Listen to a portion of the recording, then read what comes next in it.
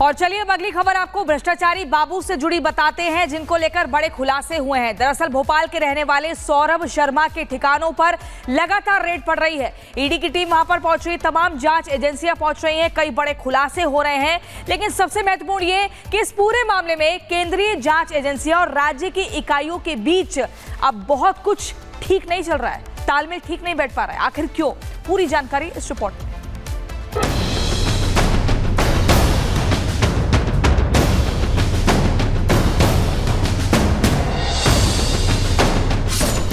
सौरभ शर्मा नाम तो सुना ही होगा।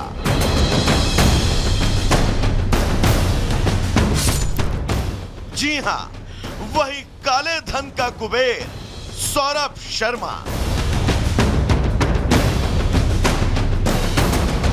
भोपाल के retired RTO constable Saurabh Sharma, ये नाम इन दिनों सुर्खियों में है।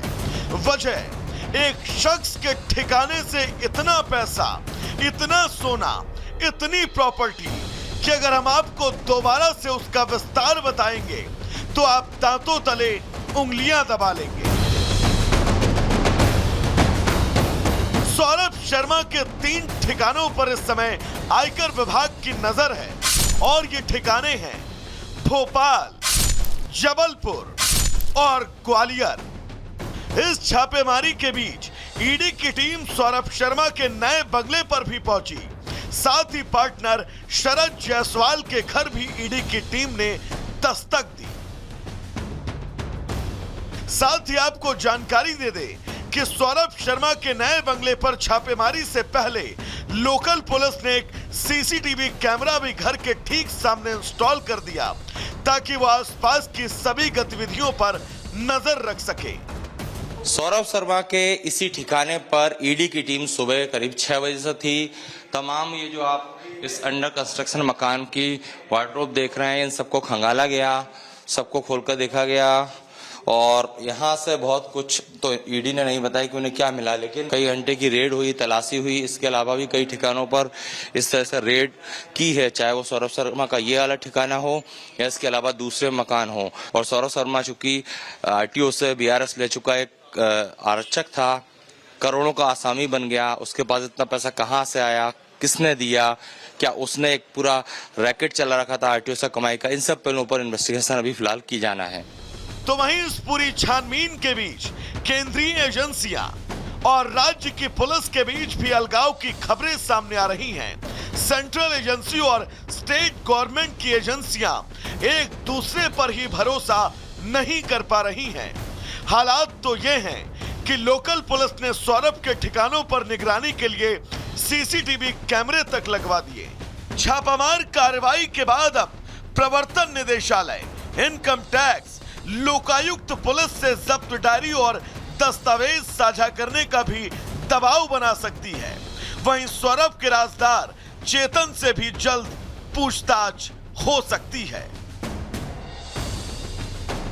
और इस पूरे मामले में सबसे दिलचस्प ये कि लोकल पुलिस पर साठगांठ के भी आरोप लग रहे हैं। ऐसे में ईडी के एक्शन ने कई रसूखदारों की नींद उड़ा रखी है और जल्द ही उम्मीद है कि इस पूरे मामले में कोई बड़ा खुलासा हो। खैर, ये तय है कि सौरभ शर्मा के तमाम ठिकानों से छापेमारी के बीच मिली अथाह संपत्ति के तार काफी दूर तक होंगे। ऐसे में अब सबको इसी बात का इंतजार है कि आखिर सौरभ शर्मा के तार वाकई किसी बड़ी मछली से जुड़े हैं, और अगर जुड़े हैं तो वो है कौन? क्योंकि एक वीआरएस ले चुके कांस्टेबल से इतनी बड़ी मात्रा में संपत्ति का मिलना अपने आप में कई बड़े सवाल खड़े करता है। Bureau report, Republic Bharat. तो देखिए, ऑपरेशन भ्रष्टाचारी के जरिए काले धन के कुबेर पर ये महा स्ट्राइक जो है वो लगातार जारी है। कैसे, डिटेल्स आपको दे देते हैं। एमपी में सौरभ शर्मा के ठिकानों पर ईडी की रेड पड़ी है। इसके अलावा आपको बता दें, इस ऑपरेशन में आरोपी सौरभ शर्मा से जुड़े जो ठिकाने हैं वहां पर रेड की जा रही है, यानी कि 3 ठिकाने जहां पर रेड जारी है। सौरभ के ठिकानों पर लगाए गए सीसीटीवी कैमरे वो भी खंगाले जा रहे हैं। लोकल पुलिस पर साठगांठ के आरोप भी लग रहे हैं। इसके अलावा 16 दिसंबर की बात करें तो फुटेज लोकल पुलिस ने यहाँ पर जब्त किए। इसके साथ ही साथ लोकल पुलिस पर भी फुटेज मिटाने का आरोप जो है वो लगा है। तो देखिए साठगांठ सीधे तौर पर लोकल पुलिस की भी यहाँ पर सामने आ रही है और यही वजह है कि केंद्र जांच एजेंसियां और जो राज्य की इकाइयां हैं इनके बीच में तालमेल ठीक नहीं बैठ पा रहा है। और चलिए अब अगली खबर आपको बताएंगे। मनमोहन को देश का नमन, जिन्हें कहा जाता है कि आर्थिक सुधार के नायक और हमेशा से याद रहेंगे। लेकिन अब इससे जुड़ी जानकारी ये है कि मनमोहन सिंह का जो पार्थिव शरीर है वो राजधानी दिल्ली के निगम बोध घाट पर ले जाया जाएगा, जहां पर राजकीय सम्मान के साथ अंतिम संस्कार किया जाएगा।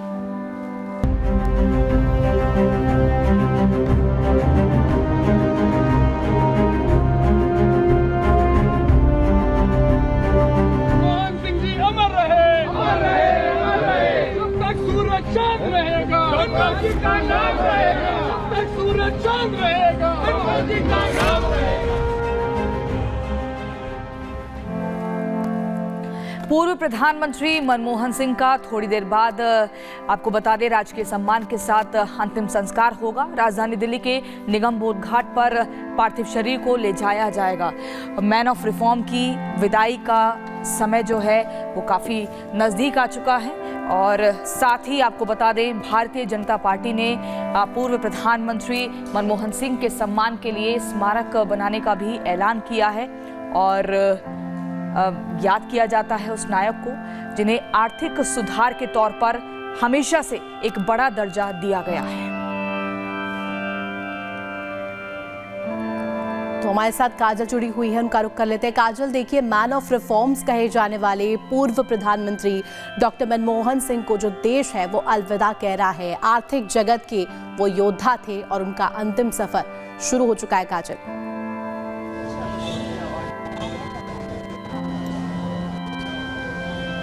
बिल्कुल रितु, मैं आपको बता दूं कि इस वक्त जो है कांग्रेस मुख्यालय से उनके पार्थिव शरीर को जो है निगम बोध घाट ले जाया जा रहा है।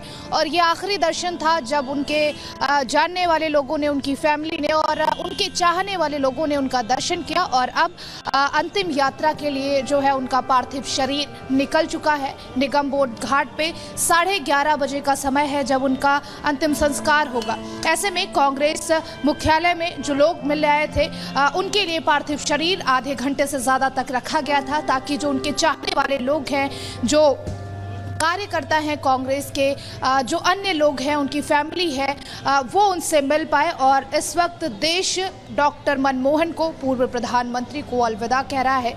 हमेशा के लिए वो खामोश हो गए और ऐसा कहा जाता है कि कई बार उन्हें मौन प्रधानमंत्री भी कहा गया, लेकिन अब वो हमेशा के लिए मौन हो गए। लेकिन एक बात ये भी इस वक्त याद की जा रही है, समय है कि जब उन्हें याद इस बात के लिए भी किया जा रहा है कि वो बोलते बहुत कम थे पर उनकी बातों में बहुत ही दम होता था। ऐसे में इस वक्त आप कांग्रेस मुख्यालय की ये तस्वीरें देख रही हैं जहां पर सुरक्षा के चाक चौबंद किए गए हैं, क्योंकि वीआईपी, वीवीआईपी और तमाम दिग्गज जो हैं वो उनकी अंतिम यात्रा में शामिल हुए हैं और उनके अंतिम संस्कार में भी शामिल होंगे। ऐसे में सुरक्षा के भी कड़े इंतजाम किए गए हैं और